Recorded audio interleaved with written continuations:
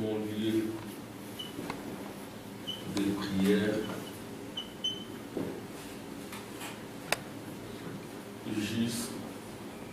jusqu'à exaucement.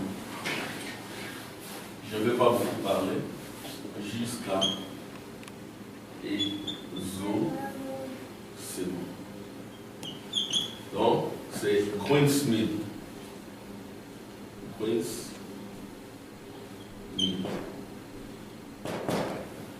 Queensmill, mon lieu de prière jusqu'à exaucement. Queensmill, c'était le lieu de prière. Et Frère Branham dit, j'allais là-bas jusqu'à ce que je sois exaucé. Et Frère Branham dit, les FBI me rencontrer dans cet endroit, ils ne pouvaient pas me retrouver. Parce que FBI, c'est un service de renseignement américain qui aime savoir où est qui. Donc si tu es américain, la FBI doit savoir où est positionné chaque Américain. De sorte que, quand il y a un problème, ils puissent intervenir. De sorte que si tu veux trahir, on puisse t'arrêter. C'est ça la FBI. Le frère Branham dira, quand j'allais à Queensmill, même la FBI ne pouvait pas savoir où je me cachais. Amen. C'était vraiment un lieu secret. Amen. Amen. Alors nous allons prendre nos Bibles. Je ne veux pas...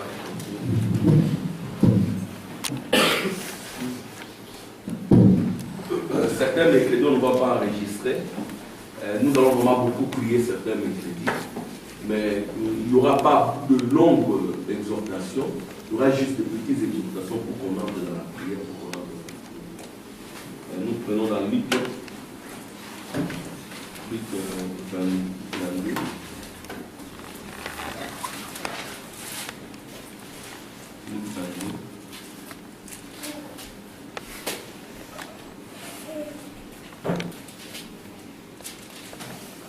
Luc 22, au verset 31. Levez-vous pour honorer la parole, s'il vous plaît. Les enfants, levez-vous. C'est vous qui allez nous remplacer si la Russie n'envoie pas sa bombe. C'est ce qui reste, la bombe de la Russie. Amen. Amen. Si la bombe ne sera pas encore envoyée, nous sommes là pour vous encadrer aussi, pour que vous puissiez prendre votre place. Le Seigneur dit, Simon, Simon, Satan vous a réclamé pour vous cribler comme le froment, mais je priais pour toi, afin que ta foi ne défaille point. Et toi, quand tu seras converti, affermis tes frères. Seigneur, lui dit Pierre, je suis prêt à aller avec toi et en prison et à la mort.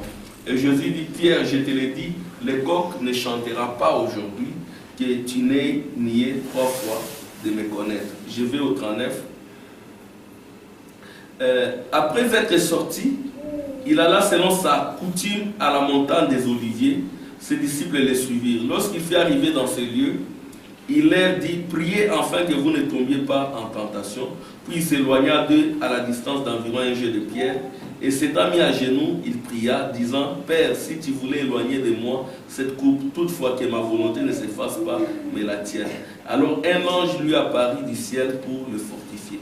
Étant en agonie, il priait plus instamment et sa sueur devint comme des grumeaux de sang qui tombaient à terre. Après d'avoir prié, il s'éleva et vint vers les disciples qui trouva endormis de tristesse.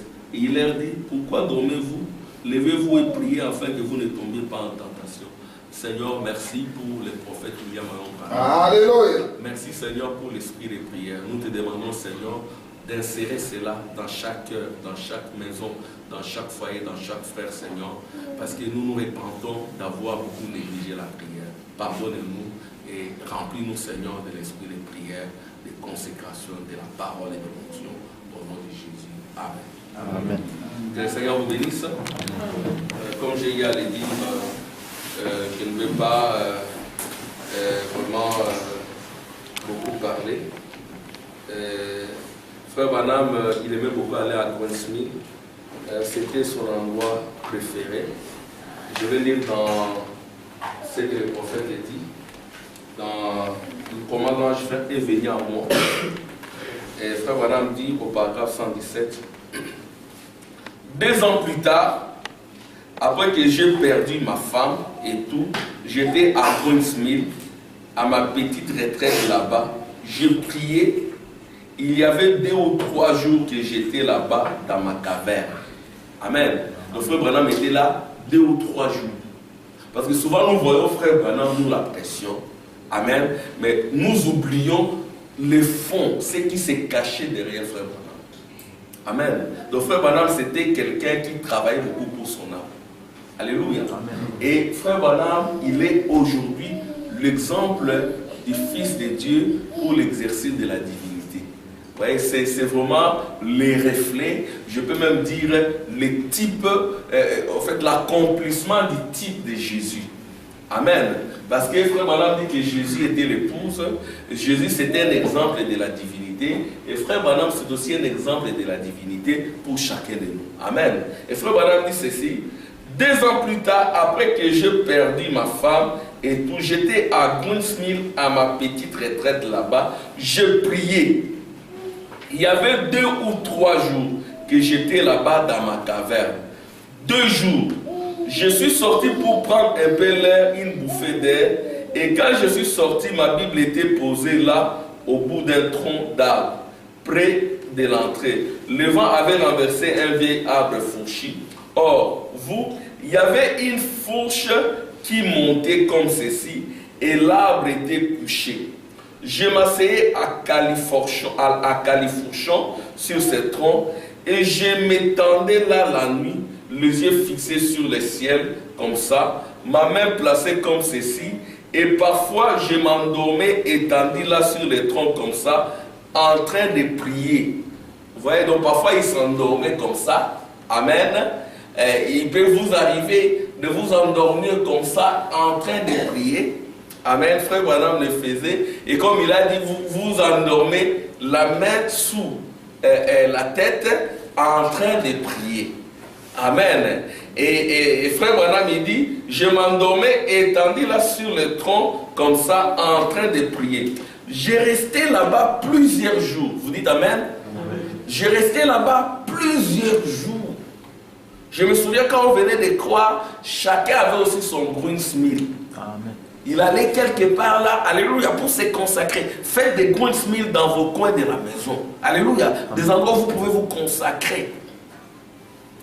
Frère Madame dit, j'ai resté là-bas plusieurs jours sans manger. Vous dites Amen. Amen. J'ai resté là-bas plusieurs jours sans manger ni boire.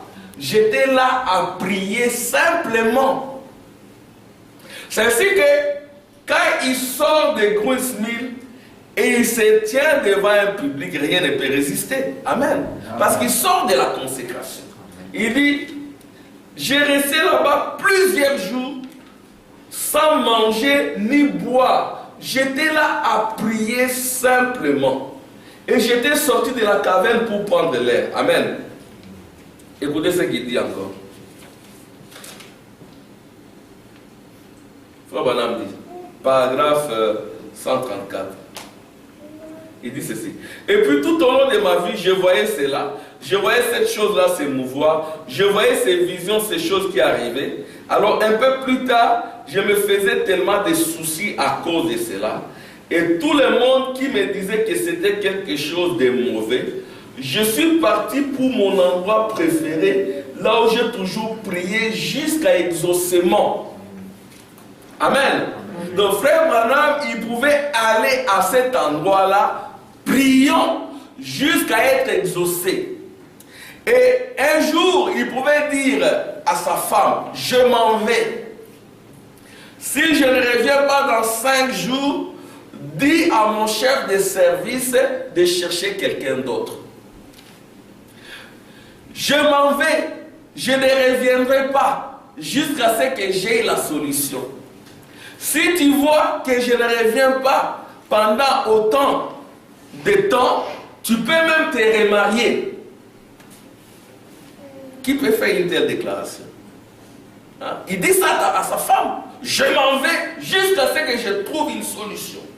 Peut-être que je ne reviendrai jamais. C'est ça, être poussé à bout. Amen.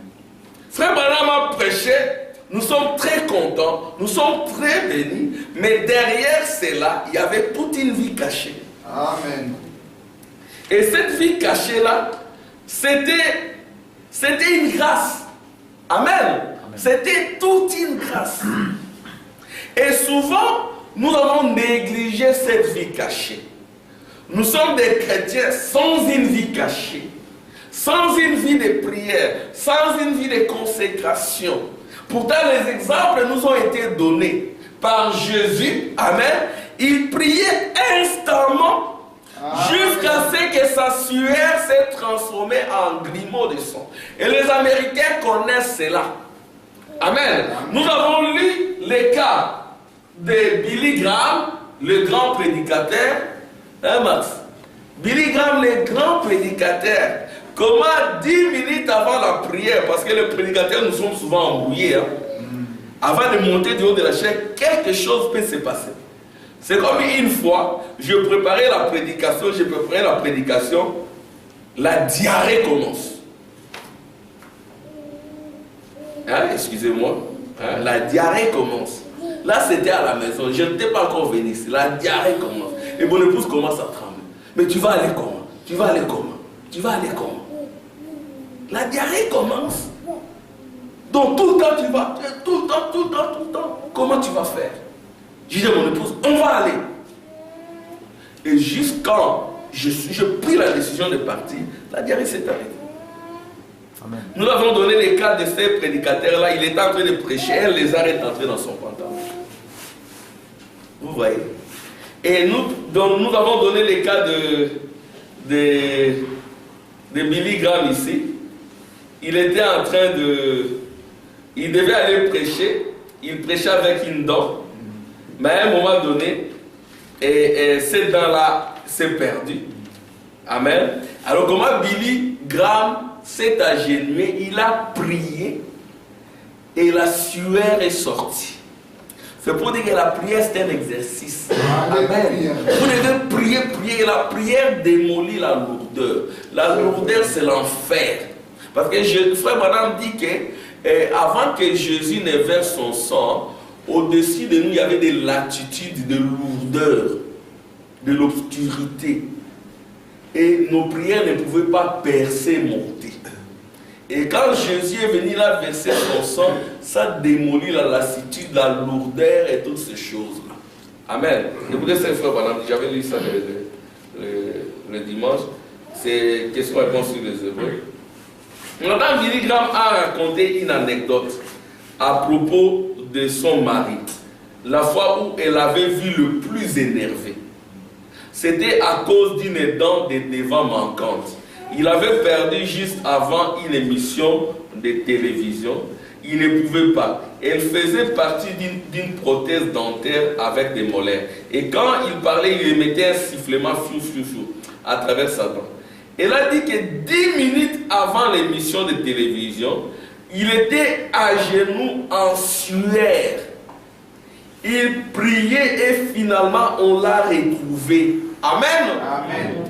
Si vous êtes poussé à bout, si vous dites Seigneur, cette histoire ça me dérange depuis des années. Comme frère Tim nous avait prêché, il y a quelqu'un là qui dit je fais un cercle ici, je me mets là. Seigneur, si tu me bénis pas, on va retrouver les os ici. Amen. Vous connaissez Jacob qui est un des fondements. Il a tenu l'ange. Alléluia. Il a dit, je ne te lâcherai pas jusqu'à ce que tu me bénisses. Amen. Vous voyez? Et ce sont là des exemples.